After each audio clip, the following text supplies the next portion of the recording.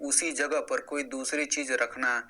Example के लिए अगर मैं यहाँ पे पेन ये रखा हूँ और अगर मैं इसी पेन को हटा करके बिल्कुल इसी जगह पर ये मैं कोई दूसरा पेन रख दूं तो ये हो गया प्रतिस्थापन। ठीक है, अभी जब मैं आगे समझाऊंगा तो आपको और अच्छे से समझ आ जाएगा। तो आपको ऐसे ही दो समीकरण दे देगा और आपसे कहेगा कि इसे प्रतिस्थापन विधि से हल कीजिए। तो आपको करना क्या होगा, ऊपर वाले समीकरण को समीकरण 1 मान लेना है और नीचे वाले समीकरण को समीकरण 2 मान लेना है। ठीक है, आपको इतना करना है। उसके बाद हम लोग लिखेंगे समीकरण 1 से। तो आपको लिखना है समीकरण 1 से। अब समीकरण 1 से लिखने का मतलब यही है कि हम लोग समीकरण 1 को हल करके x का मान निकालेंगे। ठीक है, तो हम लोग यहाँ पे समीकरण 1 लिख लेते हैं।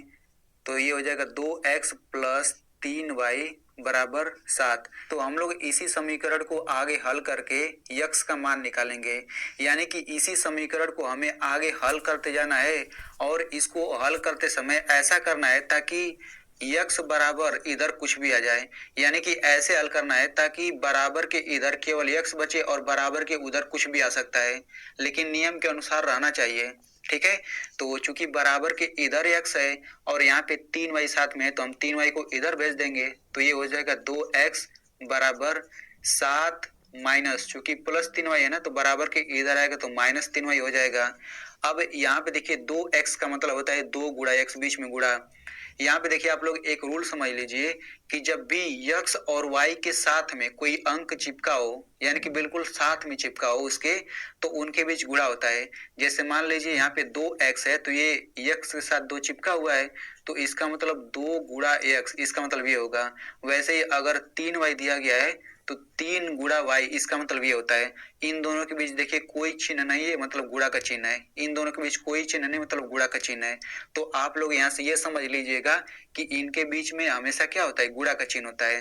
तो यहाँ पे 2x का मतलब क्या है, 2 गुणा x।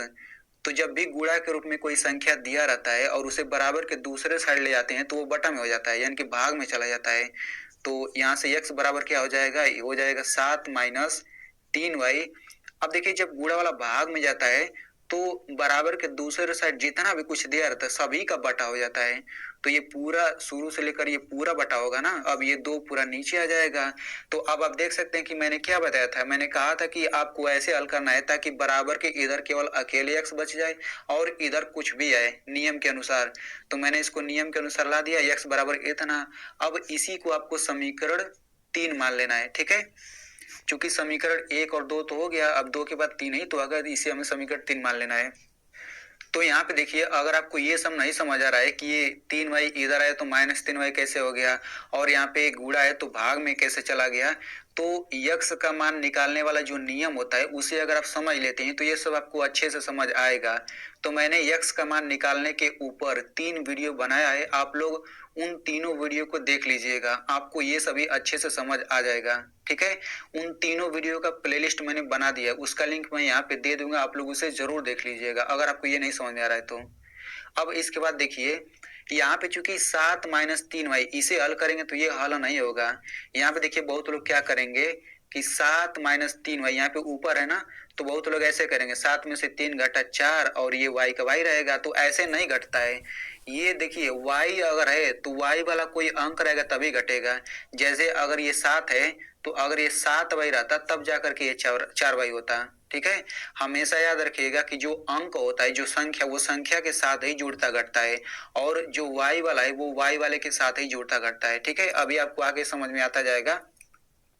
तो इसके बाद यक्स का मान आएगा तो इसे समीकरण 3 मान लेना है। अब यहाँ पे देखिए यक्स बराबर ये पूरा इतना है, यानी कि ये दोनों चीज बराबर है ना, तो अगर हम लोग इसी यक्स के मान को समीकरण 2 में रख दें तो हमारा y का मान निकल जाएगा। तो हम लोग लिखेंगे यक्स का मान समीकरण 2 में रखने पर।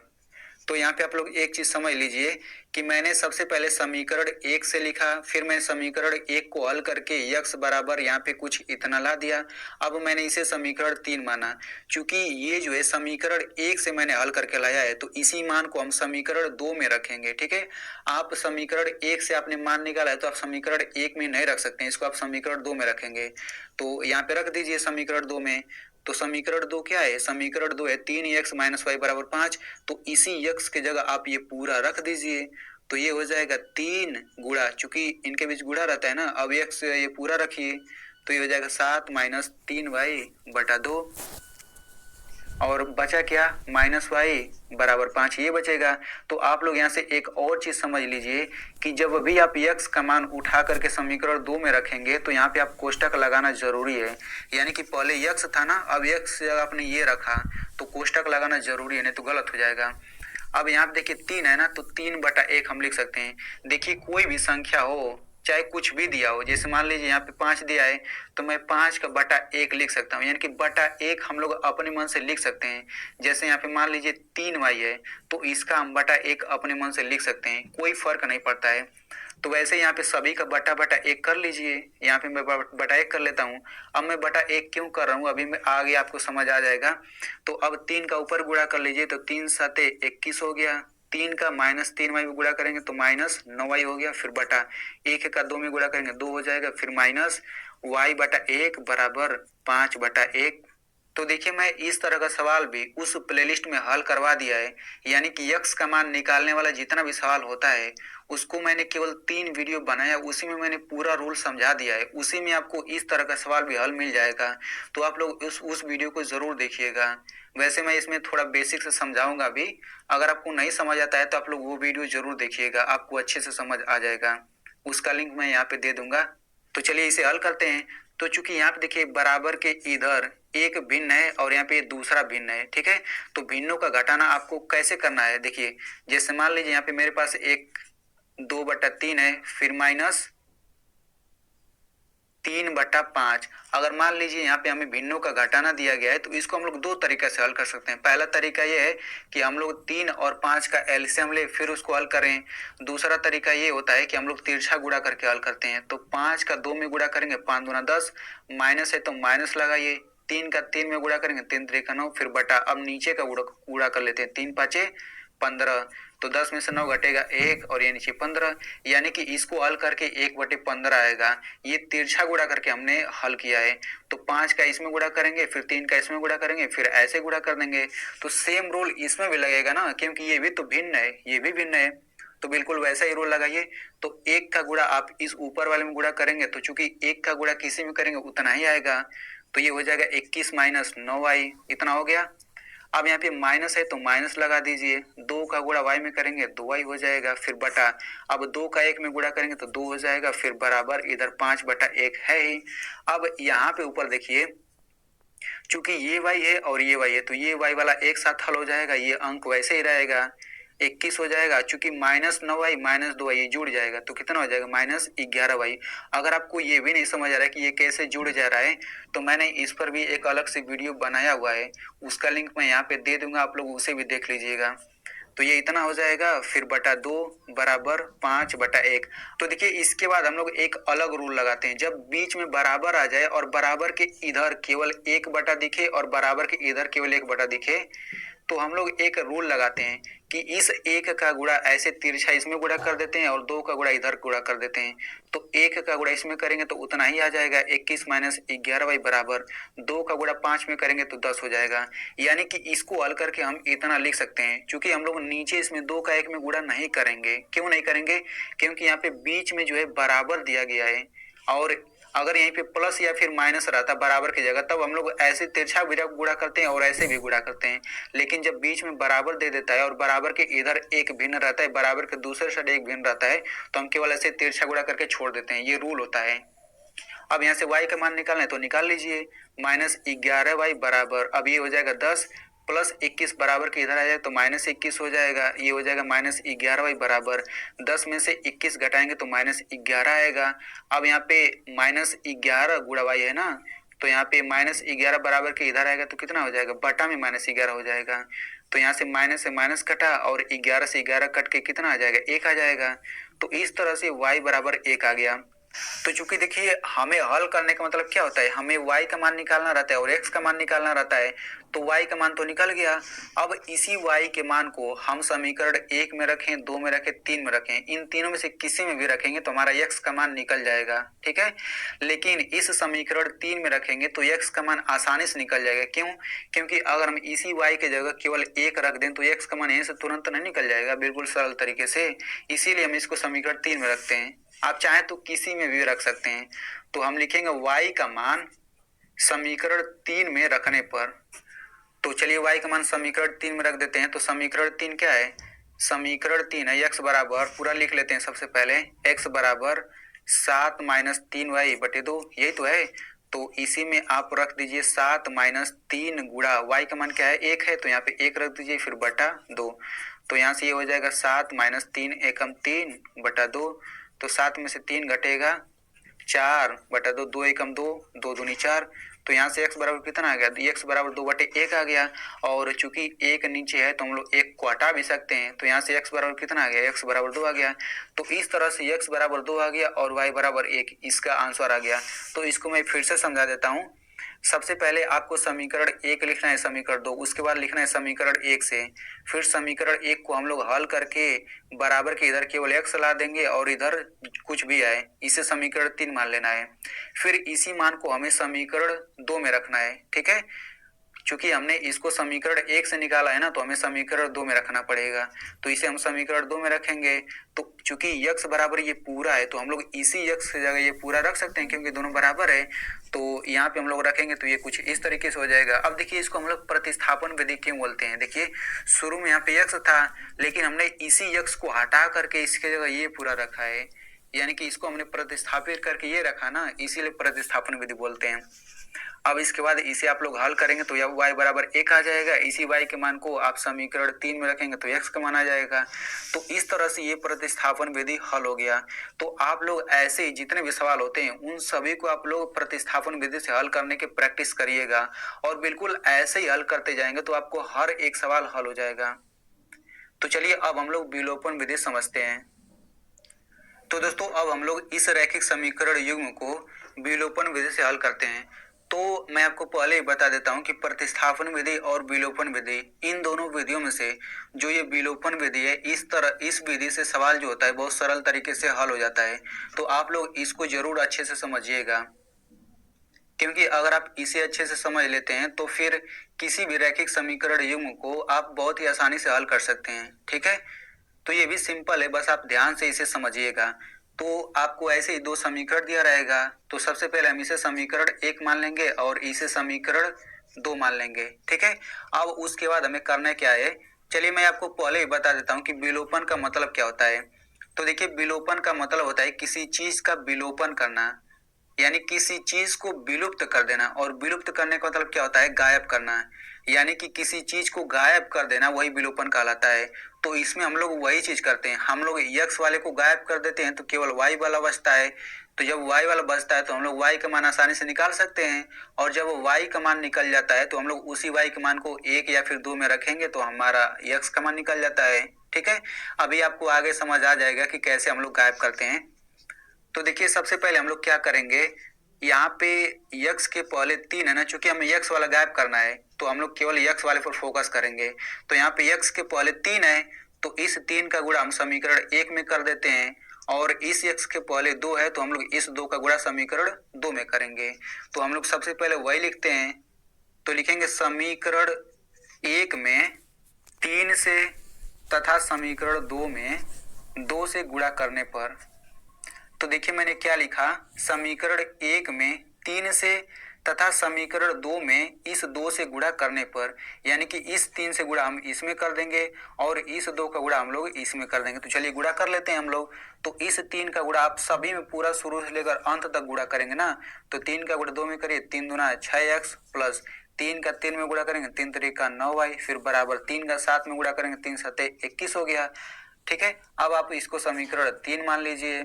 अब हम लोग समीकरण 2 में इस 2 से गुणा करेंगे, तो 2 से गुणा करिए सभी में, तो 2 तिया 6x हो जाएगा, फिर ये हो जाएगा माइनस 2y बराबर 2 5 10। तो आप इसको समीकरण 4 मान लीजिए, ठीक है। अब यहाँ पे देखिए आपको समीकरण 3 और 4 निकालने के बाद अब आपको समीकरण 3 में 4 घटाना भी पड़ सकता है, समीकरण 3 और 4 को जोड़ना भी पड़ सकता है। तो कैसे हम लोग पता करेंगे कि हमें समीकरण 3 में से 4 को घटाना है या फिर समीकरण 3 में 4 को जोड़ना है? तो ये आपको इसको देख करके पता लगेगा, यानी कि चूंकि हम लोग केवल x के पहले 2 है और 3 है तो ऐसे गुणा कर रहे हैं ना, यानी केवल x पर फोकस कर रहे हैं। तो यहाँ पर भी केवल x पर फोकस करिए, तो यहाँ पे आप देख सकते हैं यहाँ पे 6x है, यहाँ पर भी 6x है, ठीक है। तो यहाँ पे जब भी इस तरह से गुणा करेंगे ना तो ये गुणा वाला ये दोनों बराबर ही आएगा। जैसे यहाँ पे 6x है तो यहाँ पे भी 6x आएगा। तो यहाँ पे आप देख सकते हैं दोनों का 6x है। तो अगर इन दोनों बराबर वाले के पहले अगर दोनों का प्लस प्लस चिन्ह है, यहाँ पे हम लोग देख लेते हैं, अगर इन दोनों के बराबर के पहले प्लस प्लस चिन्ह है यानी कि दोनों का अगर सेम चिन्ह है, तब हम लोग उस स्थिति में घटाते हैं, समीकरण 3 में से 4 को घटाएंगे। और अगर इन दोनों के पहले माइनस माइनस का चिन्ह है तब भी तो सेम सेम चिन्ह है, तो उस स्थिति में भी हम लोग घटाते हैं। लेकिन अगर एक का चिन्ह प्लस है दूसरे का चिन्ह माइनस है तब हम लोग जोड़ते हैं। तो अगर आपको अभी भी अच्छे से समझ नहीं आ रहा है तो अभी आपको समझ आ जाएगा। तो देखिए कोई भी संख्या हो उसके आगे अगर माइनस का चिन्ह नहीं है तो उसके आगे प्लस का चिन्ह रहता है। तो यहाँ पे चूंकि माइनस का चिन्ह है इसका मतलब इनके और इनके पहले प्लस प्लस का चिन्ह है। तो जब इन दोनों के पहले प्लस प्लस का चिन्ह है यानी कि सेम चिन्ह है तो हम क्या करेंगे, हम समीकरण 3 में से 4 को घटाएंगे। तो हम लोग लिखेंगे समीकरण 3 में से समीकरण 4 को घटाने पर, तो समीकरण 3 में से समीकरण 4 को घटाने के लिए हम लोग सबसे पहले समीकरण 3 ऊपर लिख लेते हैं। ये कुछ इस तरीके से समीकरण 4 को आप नीचे लिख लीजिए और ये हो जाएगा 10। तो यहाँ पे आप ध्यान से देखिए जब भी हम लोग घटाते हैं तो घटाते समय चिन्ह बदल जाता है, ठीक है, और जोड़ते समय चिन्ह में कुछ भी परिवर्तन नहीं आता है। जैसे अगर घटाएंगे ना तो सभी चिन्ह बदल जाएगा। तो यहाँ पे देखिए ये प्लस 6x था, अब ये माइनस 6x हो जाएगा। तो प्लस से माइनस हो गया, अब चूंकि ये माइनस 2y है ना तो अब ये प्लस 2y हो जाएगा। और यहाँ पे प्लस 10 था तो ये माइनस 10 हो जाएगा। यानी कि घटाते समय सभी चिन्ह बदल जाता है, जो माइनस रहेगा वो प्लस हो जाएगा, जो प्लस रहेगा वो माइनस हो जाएगा। तो इस चीज को हम लोग थोड़ा और अच्छे से समझ लेते हैं। जैसे मान लीजिए अगर आपसे कहा जाए कि 6 में से 3 को घटाइए, इसको आप थोड़ा ध्यान से समझिएगा। अगर आपसे कहा गया है कि 6 में से 3 को घटाइए तो आप क्या करेंगे, क्योंकि घटाते समय चिन्ह बदल जाता है। देखिए कैसे, अगर आपसे 6 में से 3 घटाने के लिए कहा गया है तो आप कैसे करेंगे, 6 और 3 लिखेंगे फिर यहाँ पे माइनस लिख देंगे, तभी तो यहाँ पे घटा के 3 आएगा।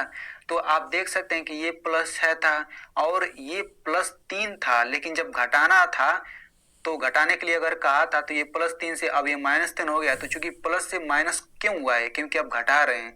लेकिन अगर आपको कहा जाए कि 6 में 3 जोड़िए तो ये पहले से प्लस था और ये भी प्लस है, तो जब जोड़ने के लिए कहा जाए तो ऐसे जोड़ लेते हैं, इसके पहले ये चिन्ह कुछ भी परिवर्तन नहीं होता है, ठीक है। इसीलिए देख सकते हैं कि घटाते समय चिन्ह बदल जाता है। तो हम लोग यहाँ पे प्लस था तो माइनस कर लेंगे, माइनस है तो प्लस कर लेंगे और यहाँ पे माइनस, ठीक है।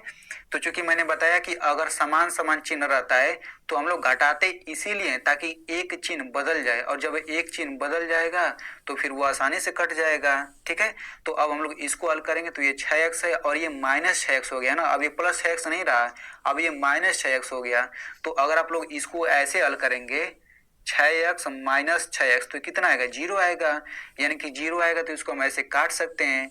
अब इसको 9y और प्लस 2y हो गया ना, तो इसको ऐसे हल करिए 9y प्लस 2y। इसका मतलब इसको हल करने का मतलब ये होता है ऐसे 9y प्लस 2y, ठीक है। तो 9 में दो जोड़ेंगे कितना आएगा, ये 11 आ जाएगा, y है तो y लिखिए फिर बराबर। अब 21 में से 10 घटाएंगे तो 11 आ जाएगा। अब यहाँ पे 11 गुणा y है ना, तो यहाँ से y बराबर हो जाएगा 11/11। इसे काटेंगे तो 1 आ जाएगा। तो चूंकि y बराबर कितना आ गया, y बराबर 1 आ गया। अब इस y के मान को हम समीकरण 3 में, समीकरण 1 में रखें, 2 में रखें, 3 में, 4 में, किसी में भी रखेंगे तो हमारा x का मान आ जाएगा, ठीक है। तो हम लोग इस y के मान को समीकरण 1 में रखते हैं। तो यहाँ पे मैं आपको थोड़ा और अच्छे से यहाँ पे थोड़ा सा समझा देता हूँ। यहाँ पे देखिए मैंने ये एक दूसरा सवाल लिया है, ठीक है, ये दूसरा सवाल। तो यहाँ पे आप देख सकते हैं -3x प्लस y बराबर 1 है और 5x माइनस 2y बराबर -3 है। तो यहाँ पे कैसे गुणा करेंगे, तो देखिए इस x के पहले -3 है तो हम लोग माइनस पर ध्यान नहीं देते, केवल संख्या पर ध्यान देंगे। तो यहाँ पे केवल 3 है, तो इस 3 का गुणा आपको 2 में करना रहेगा, और यहाँ पे x के पहले 5 है, तो इस 5 का गुणा आपको समीकरण 1 में करना रहेगा। तो यहाँ पे मैंने गुणा कर दिया, तो आप देख सकते हैं गुणा करने के बाद यहाँ पे 15x हो गया, यहाँ पे 15x हो गया है, दोनों 15x है, लेकिन यहाँ पे माइनस का चिन्ह है, यहाँ पे प्लस का चिन्ह है। तो यहाँ पे आप देख सकते दोनों चिन्ह विपरीत है, तो हम यहाँ पे जोड़ेंगे। क्यों जोड़ेंगे? क्योंकि ये चिन्ह विपरीत है, और चूंकि आपको पता है कि जोड़ते समय चिन्ह में कोई बदलाव नहीं होता है, तो जब जोड़ेंगे तो चिन्ह में कोई बदलाव नहीं होगा, तो ये पूरा कट जाएगा, ये कोई भी चिन्ह नहीं बदलेगा। अब ये 5y है और ये माइनस 6 है, इसको हल करेंगे तो -1y हो जाएगा, और इसको अगर हल करेंगे तो 5 में से 9 घटेगा, कितना आएगा? -4 आएगा। ठीक है, अब इसको मतलब आप समझ जाइए कैसे हल करना है, मतलब मेन चीज यही हमें समझाना था। अब चलिए हम लोग इसको हल करते हैं। तो अब लिखेंगे y का मान समीकरण 1 में रखने पर, तो अब हम लोग y का मान समीकरण 1 में रख लेते हैं। तो समीकरण 1 सबसे पहले यहाँ पे लिख लेते हैं, 2x + 3y = 7। तो यहाँ से ये हो जाएगा 2x + y की जगह 1 रखना है, 3 × 1 हो जाएगा, फिर बराबर 7। तो यहाँ से ये हो जाएगा 2x = 7, यहाँ पे 3 एकम 3 हो जाएगा, +3 है ना, तो बराबर के दूसरी साइड -3 हो जाएगा। तो यहाँ से ये हो जाएगा 2x = 7 में से 3 घटेगा 4, और यहाँ से x बराबर हो जाएगा 4/2, 2 एकम 2, 2 दूनी 4। तो यहाँ से आप देख सकते हैं x बराबर 2/1 आ गया, और 1 से 2 में भाग देंगे, कितना आएगा? 2 ही तो आएगा। तो इस तरह से x बराबर 2 आ गया और y बराबर 1 आ गया।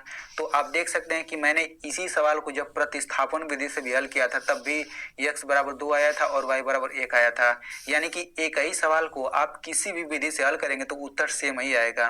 ठीक है, तो आई होप आपको अब आपको विलोपन विधि भी समझ आ गई।